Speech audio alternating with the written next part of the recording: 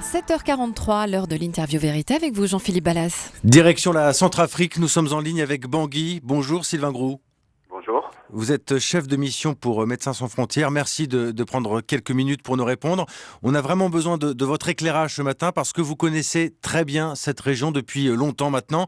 Est-ce que vous avez déjà connu une situation aussi tendue que ces dernières semaines ? Non, définitivement. Je suis dans le pays à plusieurs reprises depuis 2003 et certainement c'est une des situations les plus difficiles que j'ai pu voir que la population centrafricaine doit vivre. Et en fait, ce n'est pas juste la situation ici sur Bangui. Ça fait depuis maintenant près d'1 an que la population, même à l'extérieur de Bangui, vit en brousse depuis des semaines, voire des mois, dans des conditions déplorables.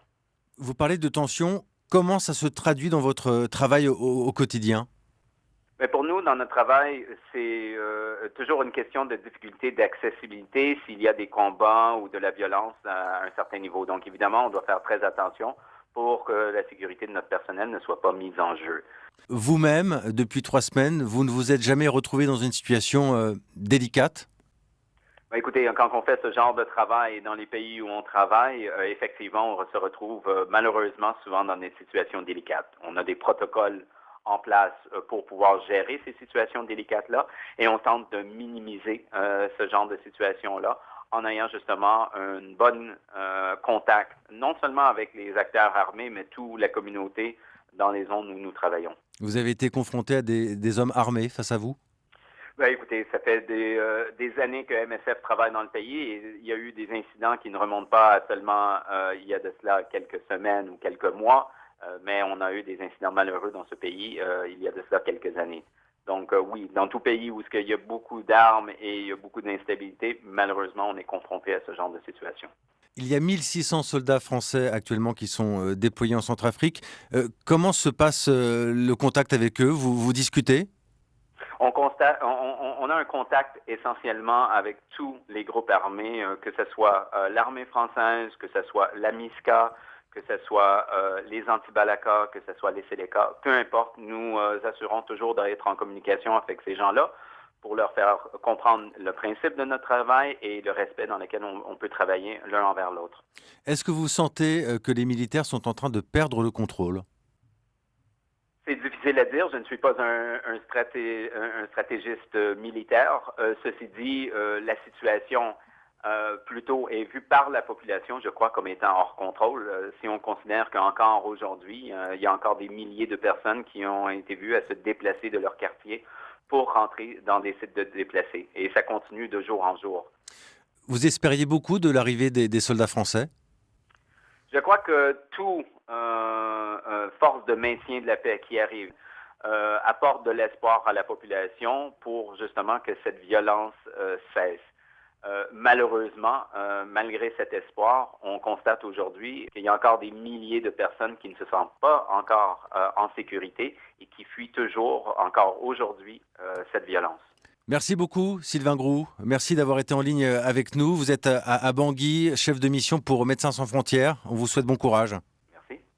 Et nous sommes maintenant avec le général Bertrand Cavalier. Bonjour. Bonjour. Vous êtes expert reconnu en opération de maintien de l'ordre. Je précise que vous avez quitté le service actif en 2011. Et vous avez une vision, j'allais dire, assez inédite de la situation. On va le voir. Vous venez d'entendre avec nous le témoignage de ce médecin à Bangui. Il évoque entre les lignes le rôle des soldats français. Quel est votre décryptage de ce qui se passe aujourd'hui en Centrafrique ? Je crois que la France et la communauté internationale sont confrontées à une situation très complexe, mais qui présente des analogies avec d'autres situations qu'il a fallu gérer dans un passé récent, que ce soit en Europe ou en Afrique. Et comment on a fait à l'époque ? Eh bien, on a déployé l'ensemble des outils nécessaires pour faire face à ce type de situation. C'était essentiellement, pour ce qui concerne la France, c'était des escadrons de gendarmerie mobile, comme ça a été le cas notamment pendant la crise ivoirienne. Qu'est-ce qu'ils ont de plus, ces gendarmes mobiles, par rapport aux soldats français qui sont sur le terrain actuellement ? Ce qu'ils ont de plus, c'est que les militaires, en l'occurrence les parachutistes, ont une culture de combat et les gendarmes ont une culture de maintien de l'ordre, c'est-à-dire qui est fondée sur un emploi de la force très gradué, avec toute une logique de médiation, de relation avec la population. Ce qu'on comprend en vous écoutant, c'est que finalement de jeunes soldats français actuellement en Centrafrique n'ont peut-être pas la formation adéquate pour assurer les opérations de maintien de l'ordre. Ils ont une formation vraiment, une formation de base, mais ils ont une vocation principale de combat.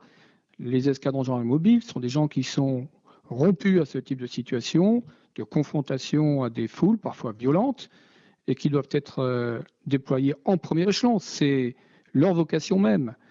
Dès lors que la situation devient trop dégradée, il peut y avoir un désengagement des gendarmes, et c'est l'armée de terre qui intervient.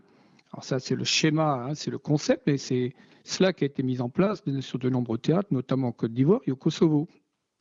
Ces derniers jours, certains récits sur place parlent d'enlisement, de pièges, de chaos pour l'armée française. C'est aussi votre sentiment ? Moi, je pense que je connais un peu la région. La France est présente, elle se devait de l'être. Là, je suis plutôt sur une approche très politique, mais je crois que tout citoyen peut avoir son avis. La France devait faire cesser tous ces crimes, ces massacres, et la France a un rôle, donc elle assume parfaitement. Donc elle peut tout à fait compléter son dispositif pour rendre compte plus efficace l'opération qu'elle est en train de mener. J'imagine que vous êtes en contact toujours avec de nombreux gendarmes mobiles. Il y a déjà des volontaires parmi eux pour aller sur place ? Vous savez, les gendarmes mobiles, il y en a plus de 1000 qui ont été engagés en Afghanistan. Les gendarmes mobiles, c'est son métier. Ce sont des troupes qui sont très professionnelles, très robustes, hein, qui sont la référence sur le plan international. Et bon, je ne doute pas du tout de leur esprit quant à leur capacité à être déployés dans ce type de contexte. Merci beaucoup, Général Bertrand Cavalier. Merci d'avoir répondu à nos questions ce matin sur Europe 1. Europe 1, Merci. Europe 1, il est 7h50. À suivre les biscuits de Thierry Marx, une page d'histoire. On le verra avec le chef étoilé.